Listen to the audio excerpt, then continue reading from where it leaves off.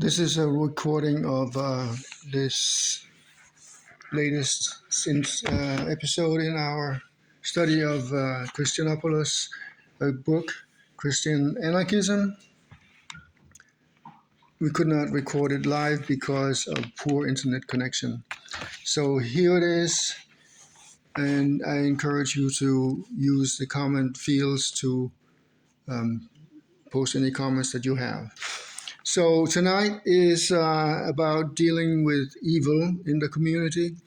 Last week we talked about some other aspects of implementing the Christian anarchist society.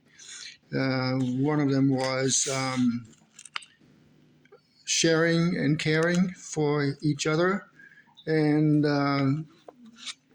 repenting, meaning that this is a revolutionary new way of living. But tonight it's about dealing with evil.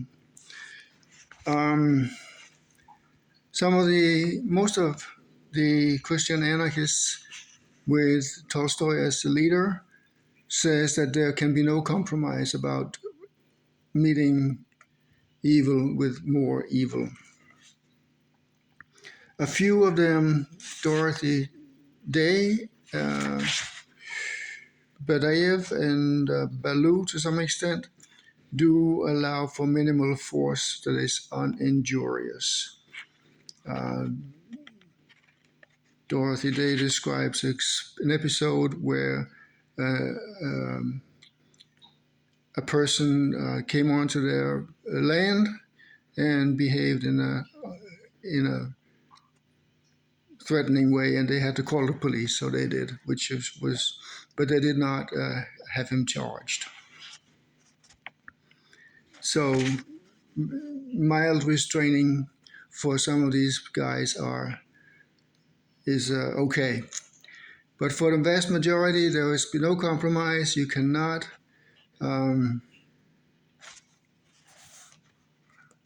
meet evil with evil.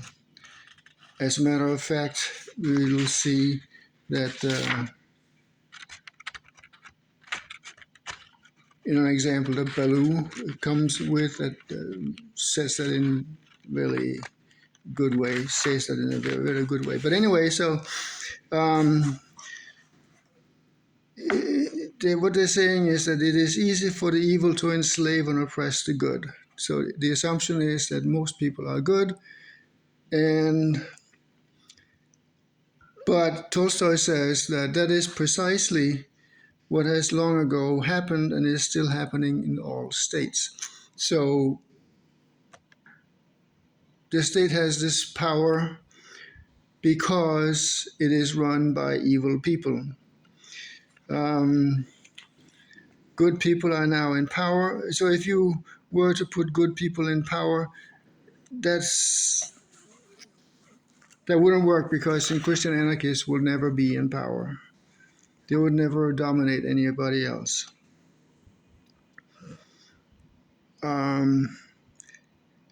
So, in other words, those who seek, obtain, and retain power tend to be moved not by goodness, but by pride, cunning, and cruelty. So Christian anarchists would never be in that position to do that. And that is why the state needs to be abolished. Because the state has this powerful machinery, will always be available to the oppressors in the state. Therefore, it is precisely because some people are evil and because they tend to dominate the good that the state should be abolished, he says. Ballou says Christians contribute more towards keeping the world in order by following their radical principles than by restraining evil through the state. Tolstoy goes on and says, to use violence towards human beings indicates that they are not more but less wise, and those who submit to them. Besides, as already noted, morality cannot be enforced by law. So this idea that the state can somehow prevent evil from happening is just nonsense. So the detractors from Christian anarchism will say that Christian anarchists will lead to a social chaos. He does not know, Tolstoy does not know what it's going to look like because it has never happened in the world at all, ever. But it is more likely that it will lead to order because love and sacrifice alternative could not result in more social tensions than those currently resulting from state oppression. So the current um, state of affairs is more likely to be chaotic um, if if it was led by Christian anarchists. A Christian church would be far less prone to riots and social disorder than an unfair society conserved by the state. It is arbitrary to assert that the degree of safety and welfare which men enjoy is ensured by state power. And I think we kind of see that already because in the last few years, particularly, violence and that kind of things have been on the increase in our society. And now Tolstoy is writing in a different time than ours, and it is possible that there was less violence in his time than there is in ours. But if we're going by the trajectory, there will be even more in the future unless we do something about it. So the anarchists now deal with the question: what would happen if there was an armed maniac attacked you or your family?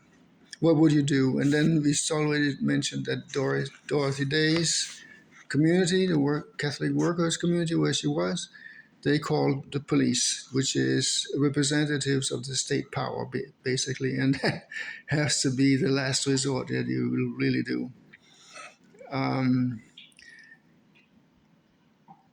But and Baloo kind of mentions it, but Baloo, we'll get back to him in a bit. Um, he kind of advocates for what he calls benevolent physical force to subdue somebody like that. And now I'm from Denmark, and we know that in Denmark you can impose sentences to certain people without a limit on how many years they have to serve. And those sentences are reserved for people who are dangerous, and they're not placed in the regular prisons because the prisons that we know here in the United States is, well, we say the prisons are for punishment, not as punishment. So the way people are being treated in prison in many cases is really dehumanizing and terrible. But that is not the kind of places these people in Denmark are being placed. They're being placed in a treatment place. It looks a lot like a prison, but they are treated with respect and they are really being cared for so that the society is safe from them and they have the dignity and can still lead some, well, restrained but dignified lives. And they can even prove themselves to be released into the society again, as long as society is safe from them. Um,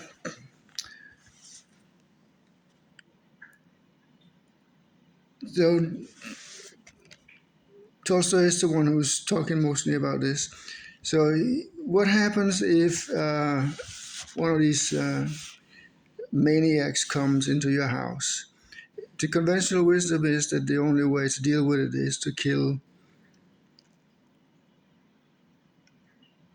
to kill this intruder to save the child. But you don't really know, says Tolstoy, what would happen if this assailant would attack you. Be would that really lead to injury to the child or yourself? So the response to something like that would be to plead with the assailant, he says, or to interpose your body between the assailant and the victim.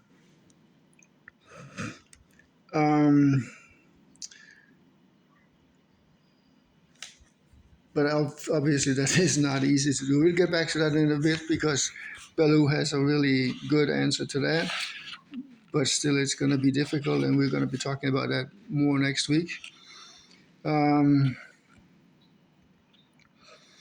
So, like I said, that kind of incidents may have been fewer in Tolstoy's time, but he says, none of us has ever yet met the imaginary criminal with the imaginary child. But all the horrors which fill the annals of history and of our own times came and come from this one thing, namely that people will believe they really foresee speculative future results of action. People are convinced that violence will lead to the desired solution and thus fill the annals of history with their violent actions. So, again, nobody really knows what the outcome of this attack would be. So you also don't know what your response, what the outcome of your response would be. Will it really lead to the death of this attacker, or will the attacker be able to overpower you and kill you instead, and perhaps the child as well? So here's what he says, which is kind of important, that he says that this kind of stuff is really, really rare. It doesn't happen all the time. But what happens all the time is that millions and millions of people are constantly being oppressed by other people. He says, do see not one, but millions of brigands using violence towards children and women and men and other people and all the laborers in the name of a recognized right to do violence to their fellows. So, and Baloo will do the same connection in a little while also. So worrying about this imaginary defenseless child, but not about the real suffering of so many of their neighbors, is a result of the acceptance of violence as an appropriate method to respond to real and hypothetical aggression. So it is kind of the modus operandi of the oppressors to kind of show that this kind of conflict between one attacker and one person with a child, perhaps, is the norm, which it's not. And the violence that's going on by oppressing economically, politically, and in other kinds of ways is much more pervasive and really requires much more attention than we give it, because this power is trying to divert our attention from it.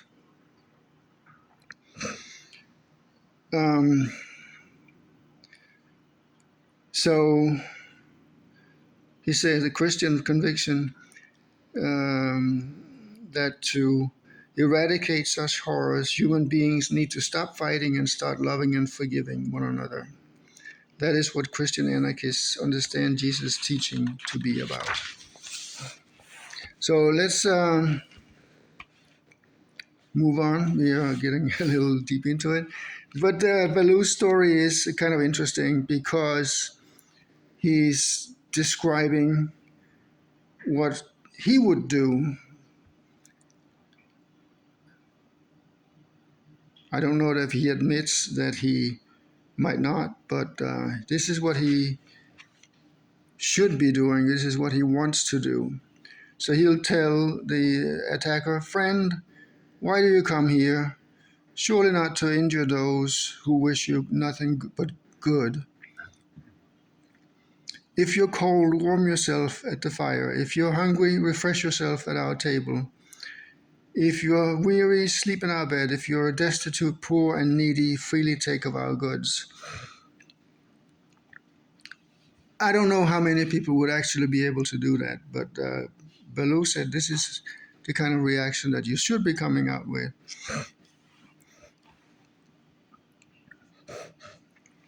So he's kind of also describing what would happen if you chose the opposite approach.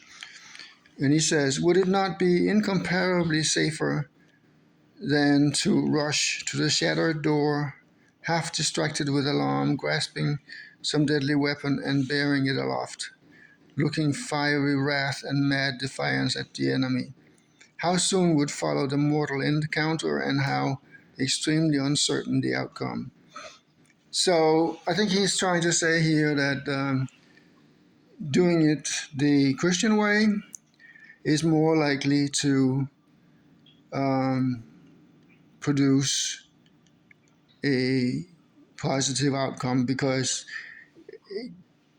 coming at the attacker with more attack is likely to, or almost guarantees to, escalate the conflict and possibly end in disaster. And it is likely that an attacker like that will be able to overpower you no matter what you do anyway. What this story does more than anything, is that non-resistance is not separable from a broader Christian attitude of love and care. So that is the main part of it, of this, of Baloo's point, is that non-resistance is not separable from love and care.